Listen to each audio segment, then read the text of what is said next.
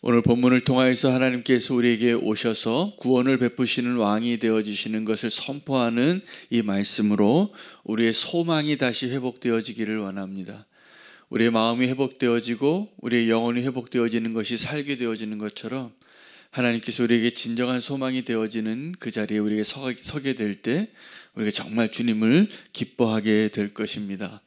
오늘 본문을 굳이 제목으로 붙인다면 각 성경마다 이렇게 제목이 붙여 있을 겁니다. 구원을 베푸는 왕이라.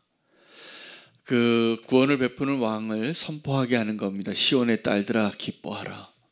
예루살렘의 딸들아 즐거이 부를지어다. 그런데 이 시온의 딸들과 예루살렘의 딸들에게 기쁘게 너에게 오는 그 왕을 기뻐하라고 맞이하라고 말씀하시면서 소개하는 그 왕이 어떠한 분이냐면 세 가지를 표현하고 있습니다. 첫째는 그가 공의의 왕이시라는 것. 두 번째는 구원을 베푸시는 왕이십니다. 세 번째가 오늘 우리가 붙잡아야 될 핵심입니다. 그가 겸손한 왕이라는 것. 여러분, 겸손한 왕이 우리가 따라야 할 하나님이십니다. 우리가 따라가야 할 예수 그리스도입니다. 그런데 우리는 어떤 사람들을 만날 때 여러분 모든 인간관계 가운데 교만한 사람을 더 좋아하십니까? 겸손한 사람을 좋아하십니까? 겸손한 사람을 좋아하세요. 근데 우리는 교만한 사람이 되어지기 훨씬 쉽고 겸손한 사람이 되어지는 것이 참 어렵습니다. 근데 하나님께서 우리를 그 겸손의 자리, 그 낮은 자리로 만드실 때가 있는데 이게 축복입니다. 그곳에서 진정한 소망을 배울 수 있기 때문에 그렇습니다. 오늘 우리가 발견하는 우리에게 오시는 그 왕, 오늘 이 시온의 딸들, 예루살렘의 딸들에게 기뻐하라고 말하는 그 하나님이 어떤 분이신가에 대해서 묵상해 보면 진짜 소망을 발견하고 진짜 기쁨을 발견하게 됩니다. 공의의 하나님, 구원의 하나님, 겸손하신 하나님. 그런데 이 겸손하신 하나님에 대한 표현을 조금 더 설명해 주거든요. 오늘 9절에 보면 그는 공의로우시고 구원을 베푸시며 겸손하신데 겸손하여서 나귀를 타시나니 나귀의 작은 것 곧 나귀 새끼니라. 이 말씀이 성취됩니다. 예수님께서 예루살렘에 입성하실 때 나귀 타고 오세요. 그때 환호하는 그 백성들 그 순간만큼은 예수님께서 좀 왕관도 두르시고 옷도 좀 제대로 자주색 고급 옷을 입으시고 그리고 사람들 가마에라도 좀 타고 오실 수 있을 텐데 여기서 우리가 좀 발견해야 될 중요한 영적인 진리가 있는데 여러분 겸손하는 것이 굉장히 중요한데 겸손하려고 하는 경향이 중요한 겁니다. 우리가 겸손한 척을 할 수 있어요. 나 겸손한 척하고 사람들이 겸손하다고 말하는 게 또 하나의 우리의 의의가 되어서 겸손한 것이 우리의 기쁨이 될 때가 있는데 오늘 우리가 맞이하여야 할 우리가 기뻐해야 할 하나님의 성품 가운데 공의와 정의와 겸손 가운데 이 겸손을 조금 더 설명해 주고 있는 본문이 이 소중한 본문입니다. 그는 겸손해서 나귀를 타고 오시는데 그 나귀 중에서 새끼를 타고 오시는 한 번도 사람을 태워보지 못한 그 애들 장난감 같은 걸 타고 온다는 거예요. 우스꽝스러워 보이는 모습이에요.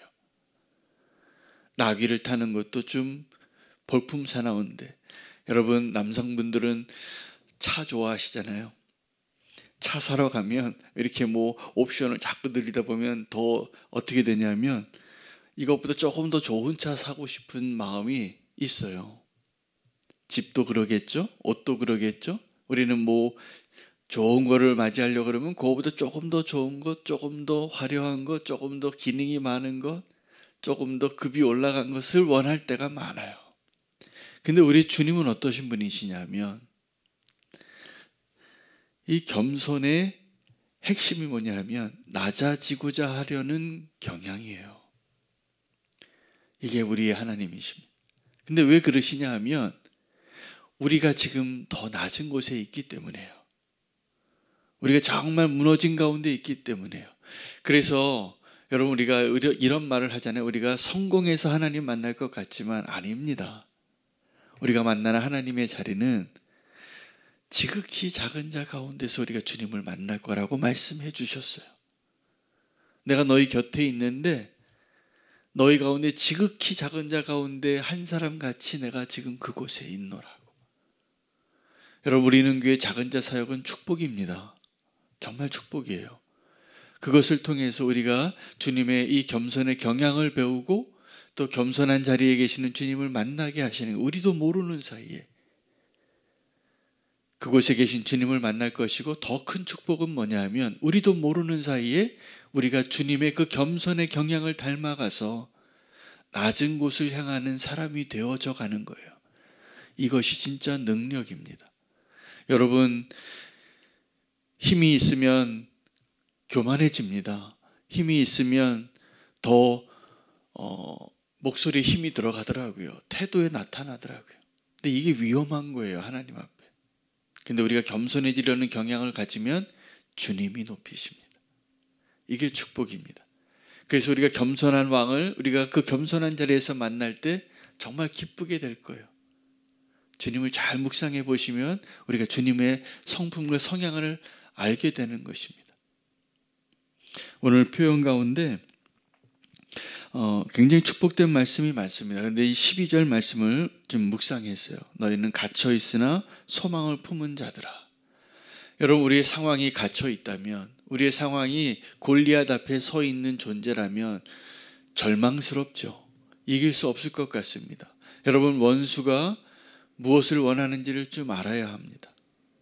저는 오늘 이 말씀 묵상하다가 제목을 이렇게 정하려고 했어요. 하나님을 묵상하고 원수를 묵상하라. 그러면 정말 우리가 있어야 할 것을 알게 되리라. 우리가 품어야 할 생각을 붙잡게 되리라. 하나님을 더 묵상해 보면 우리는 점점 더 낮아지고자 하는 경향을 갖게 되어지는 사람이 되어지는 것이 축복이 되는 것을 알게 될 것입니다. 근데 원수를 묵상하는 게 골리앗 앞에 섰던 다윗의 모습 가운데 다른 모든 사람들은 그 원수를 어떻게 묵상했냐 하면 이스라엘 모든 군대가 이 골리앗이 나보다 얼마나 큰지를 묵상한 거예요. 근데 우리는 이 원수를 통해서 하나님을 묵상하는 법을 배워야 합니다. 여러분, 우리가 어떤 일을 경험하잖아요. 어떨 때 막 안 좋은 일이 파도같이 밀려올 때가 있습니다. 내 마음을 무너뜨려요. 내 소중한 사람이 떠나고 내 소중한 것들이 사라지고 두려워요. 그런 일을 막 겪으면 어떻게 되냐면 어떻게 하지? 염려가 내 마음에 깊숙이 들어옵니다. 좌절이 내 마음 안에 깊숙이 들어옵니다.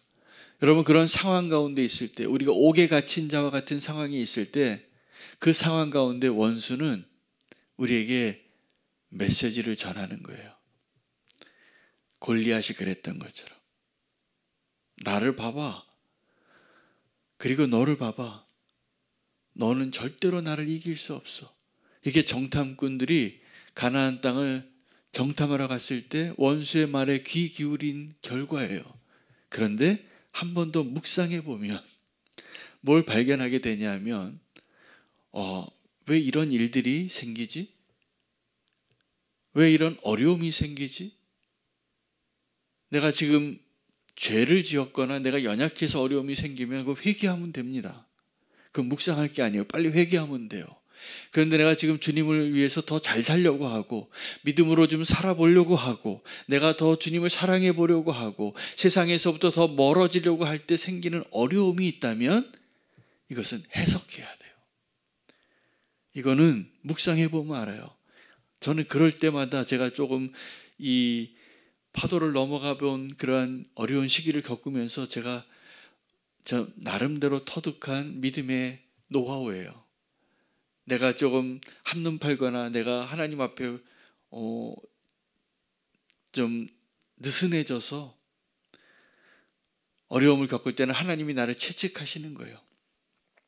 그럼 빨리 정신 차리고 회개하고 돌아오면 돼요. 그런데 만약에 내가 오늘부터 새벽기도 나와야지, 내가 오늘부터 말씀을 묵상해야지, 이런 결단을 하고 기도하고 예배하고 주님이 원하시는 모습으로 내가 살려고 어떤 의지를 가지고 있는데 생기는 어려움은 원수가 두려운 거예요. 야, 큰일 났다. 저 한윤호 목사가 진짜 믿음으로 살려고 한다. 그러면 나의 믿음을 무너뜨리려고 하는 수단과 방법을 가리지 않는 원수의 화살이 날아올 겁니다. 나를 쓰러뜨리려고. 여러분, 원수는 그렇게 묵상하는 겁니다. 우리의 상황을 그렇게 묵상하는 겁니다. 근데 우리는 원수가 원하는 방식으로 묵상하게 해요. 원수를 바라보면서 저 골리앗처럼 바라봐요. 저 가나안의 거인들처럼 바라봐요. 야, 우리 저기 들어가서 싸울 수 없어. 이길 수 없어. 아니요. 하나님의 말씀은 뭐라고 말합니까? 가서 그 땅을 취하라.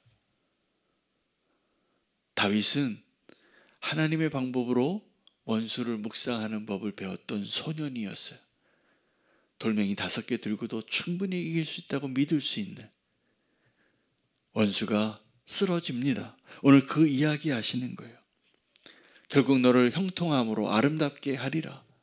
너는 감옥에서 소망을 가진 자라. 여러분, 그 소망으로 오늘 살 수 있게 되시기를 축복합니다. 우리의 소망이 되시는 주님께서 우리의 겸손의 경향을 배워가라고, 그리고 원수를 하나님처럼 묵상하라고. 제가 어제부터 로마서 8장부터 암송하기로 결단하고 하는데 너무 행복하고 묵상하는데 기쁨이 되더라고요. 제가 로마서 말씀 참 사랑하는데 8장 1절을 묵상하는데, 그러므로 이제 그리스도 안에 있는 자에게는 결코 정죄함이 없나니, 이 1절 말씀 묵상하면서 그렇게 많이 읽고 묵상 이미 암송했던 말씀인데 한 단어가 눈에 확 들어왔어요. 이제라는 말이에요. now. 근데 그 now, 이제가 언제냐면 로마서 7장 마지막 절까지 그가 번민하면서 오호라 곤고한 자로다. 이 사망의 몸에서 누가 나를 건져내랴. 근데 그 7장 31절과 8장 1절 사이에 복음의 빛이 비친 거예요. 그래서 그러므로 이제 어떠한 아무것도 없는데 성령의 역사와 하나님의 말씀의 능력이 그가 깨닫게 돼서 대반전을 이루는 거예요. 그러므로 이제 그리스도 안에 있는 자에게는 결코 정죄함이 없나니. 7장에는 어떻게 고민했습니까? 그가 오호라 곤고한 자로다. 누가 이 사망의 법에서 몸에서 나를 건져내랴. 내가 마음으로는 하나님의 법을, 내 육체로는 사단의 이 율법의 법을 따르느라 내가 죽겠다. 이 말하고 있는 그 가운데 소망을 보는 겁니다. 오늘 진짜 하나님을 만나는, 그래서 하나님을 묵상하고 원수를 묵상하고 믿음으로 결론 내릴 수 있는, 주 안에 거하는, 하나님의 말씀 안에 거하는 자 여러분 되시기를 축복합니다. 소망의 말씀 붙잡고 사시기를 축복합니다. 오늘 주님께서 분명히 우리에게 소망이 되시리라 믿습니다. 말씀대로 이루시는 주님을 신뢰하며 기도하겠습니다. 함께 기도할